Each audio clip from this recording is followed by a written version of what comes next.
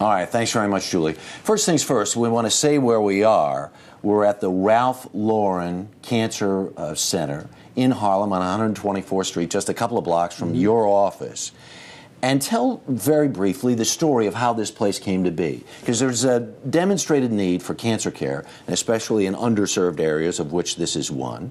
The doctor who's running this place says, I need some money. And he called Ralph Lauren, and Ralph Lauren gave it to him. $6 million. Amazing.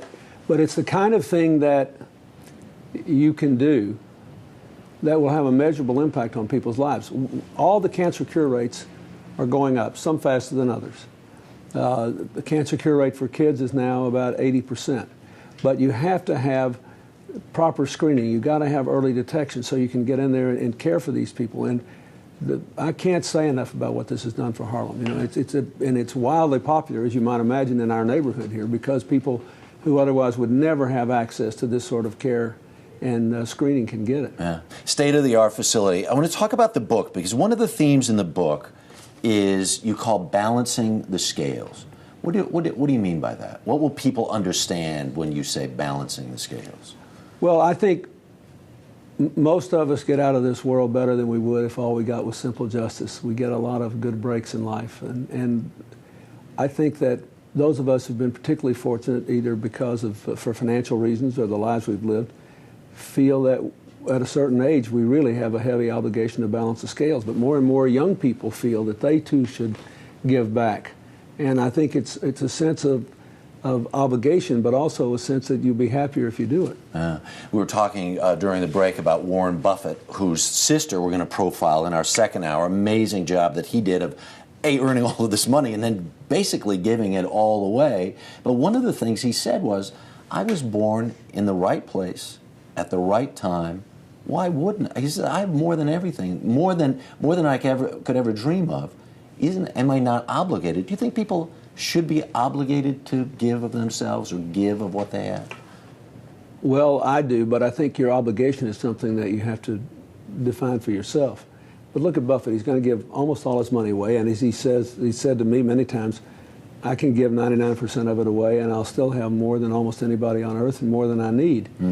The point I try to make in this book is that whether you feel obligated by religion, by ethics and philosophy, you can do this and be effective, and it will make you happier. You will like your life better if you're making somebody else's life better through your time or money or skills or physical possessions you give away. There's all kinds of things for people to do, and you don't have to be rich to do it. One of the best ones I like in the book is this little thing called Kiva.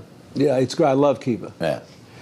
So these young people meet in Africa, fall in love, and they get married, and they start Kiva.org, which essentially enables you or anybody passing us on the street to become a microcredit banker to somebody halfway around the world because of the internet for as little as $25. Amazing. And then they pay you back. You get a monthly report on what they're doing. And when you get your money back, you can turn around and loan it to somebody else. You see their picture, you hear their business described, or you can take your money back. It's amazing. And, you know, there's an opportunity here in America called Donors Choose, which allows you to do the same thing for teachers and young people in schools that are underfinanced, to give them the same sort of opportunities. You just pick them up. Vinod Khosla, a high-tech entrepreneur, gave them the money to basically take this from, I think, 4 states and 8 sites nationwide because of the internet. So there are all kinds of opportunities now. eBay has a place called Givingswork. I have a site called mycommitment.org, which will take you to up to 1 million other opportunities, just depending on what you're interested in. And we have, in just a couple of months, had people give about 50,000 hours of labor and $500,000 in tiny amounts. This book has raised more than $1 million for other charitable efforts. Are you more energized by this than you were by politics?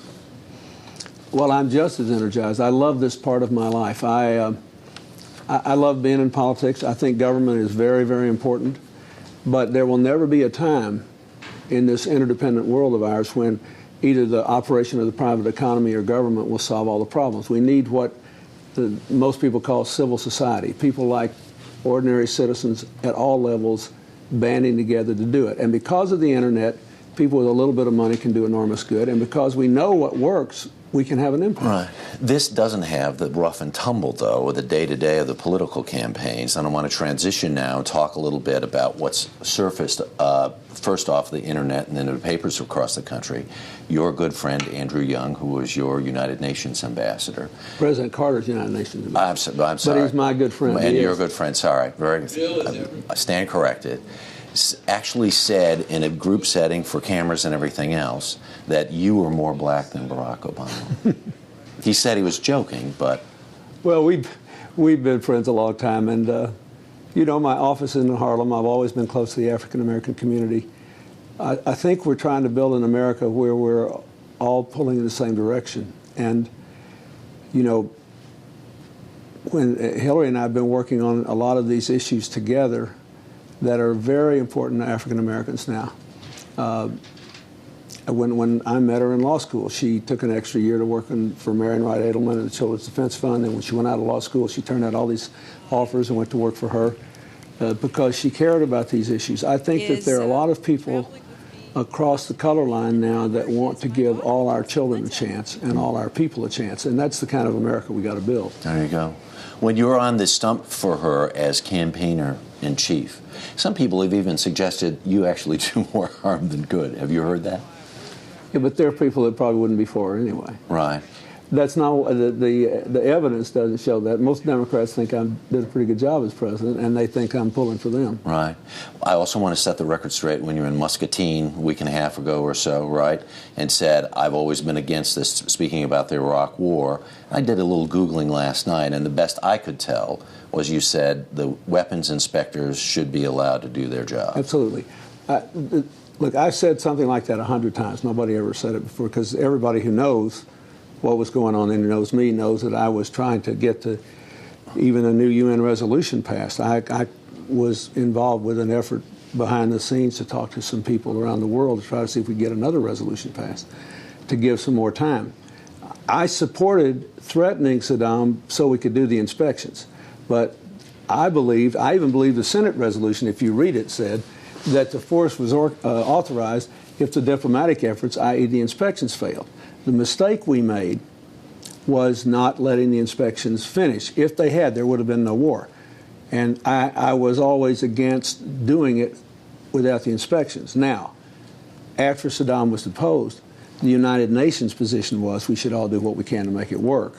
And everybody was hoping it would.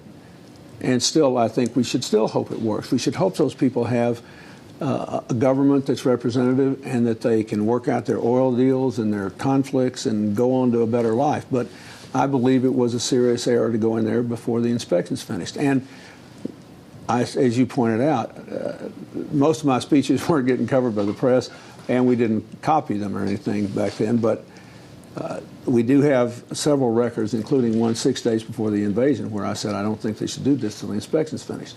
That was the deal. And if we'd done it, there would have been no war. All right. Mr. President, thanks very much for having us up to the neighborhood. We really do appreciate Glad to do it. All right.